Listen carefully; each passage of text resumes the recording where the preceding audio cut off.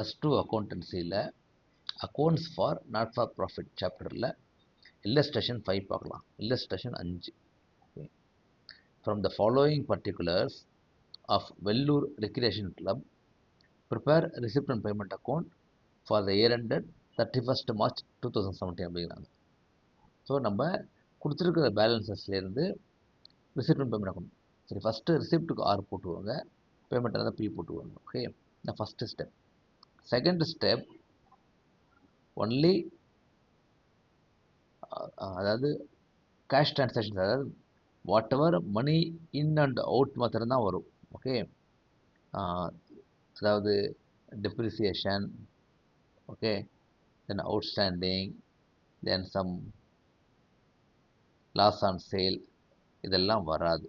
ஏன்னா only cash in and cash out மாத்திரம்தான் வரும். ஓகேயா? So first step receipt R and P போட்டுவாங்க. Second step only actual cash transactions. Third step நான் cash item வராது. ஓகேயா? சரி, இப்போ opening cash balance, bank balance, இந்த ரெண்டுமே ரிசிப்ட் சைடில் வரும். ஃபர்னிச்சர் பர்ச்சேஸ்ட் அப்படிங்கிறாங்க, இப்போ பேமெண்ட் சைடில் வரும். ஸ்போர்ட்ஸ் எக்யூப்மெண்ட் பர்ச்சேஸ்னால் கேஷ் வெளில போயிருக்கு. ஓகேயா? டொனேஷன் ரிசீவ்டுனா பணம் உள்ளே வந்திருக்கு, இப்போ receipt. Sale of old tennis ball, சேல்னால் பணம் உள்ளே வந்திருக்கு, ரிசிப்ட். நியூஸ் பேப்பர் பாட்னா பணம் வெளியில் போயிருக்கு, பேமெண்ட். ட்ராவலிங் எக்ஸ்பென்சஸ் சொல்லிட்டாங்க, பேமெண்ட். ரிசிப்ட் ஃப்ரம் என்டர்டெயின்மெண்ட் அப்படின்னா R. Admission fees received, R. Municipal taxes அப்படின்னா payment P. Expenses of charity show, expense சொல்லிட்டாங்க, பேமெண்ட்.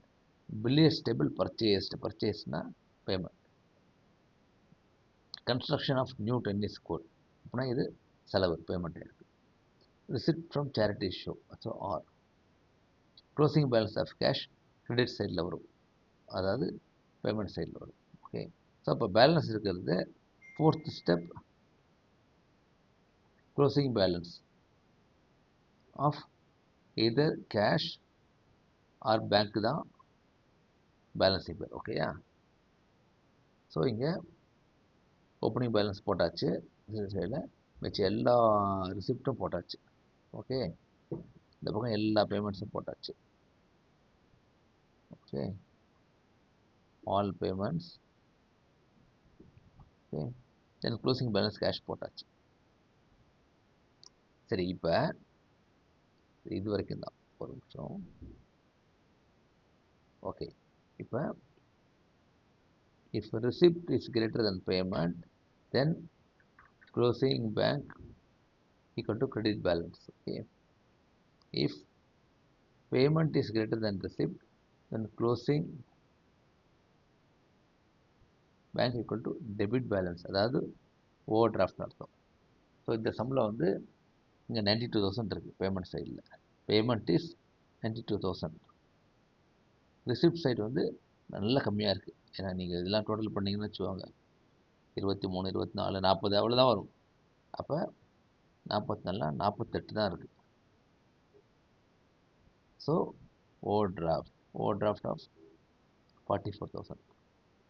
ஓகே, ஸோ அது மட்டும் கேர்ஃபுல்லாக பார்த்துக்கோங்க. ஓகேயா? இது fifth step. So first step receipt and payment mark பண்ணிக்கோங்க. Okay, first step receipt and payment. Second step only cash transaction. Third step இந்த non cash item வராது, depreciation, outstanding, loss on sale. Fourth step balancing fare will be closing balance of either cash or bank. Okay, then fifth step, if receipt is greater than payment na closing balance is credit side, normal balance. Payment greater than receipt na closing balance will be overdraft. Okay, bank. Okay, thank you.